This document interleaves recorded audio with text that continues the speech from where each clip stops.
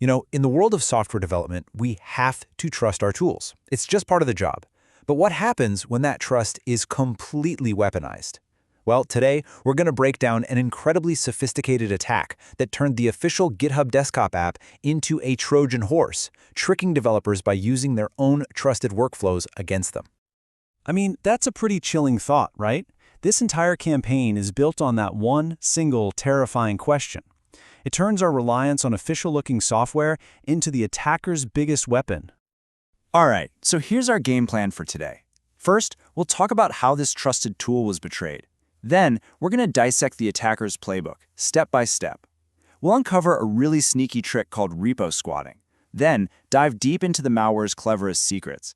And finally, we'll zoom out and look at the bigger picture here, because this is an evolving threat. Okay, so at its core, this is really a story about deception. Cybercriminals took something we all know and trust, the GitHub Desktop installer, and they created a malicious twin, tricking developers into downloading it and compromising their own systems. And yeah, this whole thing wasn't just some overnight attack. The technique actually started popping up back in May of 2025, using other popular apps as a disguise. But the campaign really zeroed in on GitHub Desktop users in the fall. It wasn't until January of this year that researchers at GMO Cybersecurity finally put all the pieces together and published what they found. Now, this is where it gets really interesting. Check out where this attack was focused. Get this, a whopping 70% of the targets were in Europe and the European Economic Area. But make no mistake, this was a global campaign, with a pretty significant number of infections also spreading to Japan and other regions. All right, let's get into the nitty-gritty, the how-done-it of this whole operation. The attackers used a surprisingly simple, but let me tell you, brutally effective four-step process. So, step 1. They create these throwaway, burner accounts on GitHub. Nothing special there. Step 2. They fork the official GitHub Desktop repository, which is basically just making their own personal copy of it. Step 3, and this is the critical move, they edit their copy and change the download links, so they point to their malicious installer. But here's the million-dollar question. How do you get developers to actually click on your link instead of the real one? And that is where the real genius, or, evil genius of this comes in. The fourth step, they used paid, sponsored ads. So when a developer goes and searches for GitHub Desktop, the attacker's malicious link can show up right at the very top of the search results, looking completely legitimate. It's such a clever way to just bypass our natural suspicion. All right, this next part is wild. It's the first major secret of this whole attack, a technique that actually exploits a feature of GitHub's own design, making the attacker's tracks incredibly difficult to follow. It's a little something called repo squatting. So here's the thing that makes this so sneaky. When an attacker forks a repository, makes their changes, and then their account gets deleted, some of their activity can still appear to be part of the official project's history. It creates this kind of ghost-like presence that's almost impossible for a platform like GitHub to completely scrub clean. Okay, think of it like this. Imagine someone sneaks up and slops a fake, malicious sign on the front door of a real trusted building. Now, even after security comes and removes the person who did it, the sign itself is left behind, still tricking people. That's repo squatting in a nutshell. The bad link sticks around, confusing users and making cleanup a total nightmare. All right, buckle up, because now we're going deep into the tech.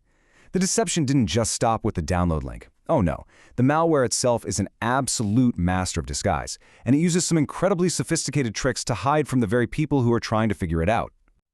So it all starts with the installer file itself. Coming in at nearly 128 megabytes, it's a pretty beefy file. And that large size isn't just for show. It gives the malware plenty of digital real estate to hide its real purpose. So imagine you're a security researcher. You open this thing up, and at first glance, it just looks like a totally standard C++ application. But that's just the first layer of this digital Russian nesting doll. You peel that back, and you find a secret. It's actually a .NET application, cleverly bundled up inside a single file. And then, tucked away even deeper, is the real nasty bit, the malicious payload. And it's hidden in a part of the file called the overlay section. Now, that's just an area at the very end of a file. And by hiding the payload there, the attackers make it invisible to a lot of standard scanning tools that just don't know to look there. But here it is, the malware's absolute masterstroke. It's a technique the researchers called GPUGate. It uses a specific API to check for something very, very particular, a real physical graphics card. Now, why on earth would it do that? See, here's the deal. Most security research happens inside what's called a sandbox. It's an isolated virtual machine used for safety. And these sandboxes, they almost never have real GPU drivers. The malware knows this, so it runs a check. If it looks for a GPU and doesn't find one, it assumes it's being watched and it just stays completely dormant. It only activates its malicious payload when it's on a real user's machine with a real GPU. It's an absolutely brilliant anti-analysis technique designed specifically to fool the good guys. So all of this brings us to a really important point. As clever as this GitHub attack was, it is not a one-of-a-kind event. Not at all. It's part of a much bigger and constantly evolving trend. I mean, we're talking about the exact same playbook being used to impersonate other massive apps, things like Google Chrome, the productivity tool Notion, and even password managers like 1Password and Bitwarden. The attackers are just taking a formula that works and applying it to new, trusted targets over and over again. And you know, the researchers at GMO Cybersecurity really nailed it when they said this. This campaign represents an adaptive, ongoing threat that continues evolving. This isn't a problem that's been solved. It's a chess match, and the attackers are always planning their next move. Look, what this whole thing proves is that malware isn't just malicious anymore. It's smart. It's being designed from the ground up to be invisible to our automated defenses. And that leaves us with one last, kind of scary question. As these ghosts in the machine get smarter and smarter, how can we ever really be sure that what we're seeing is what we think it is?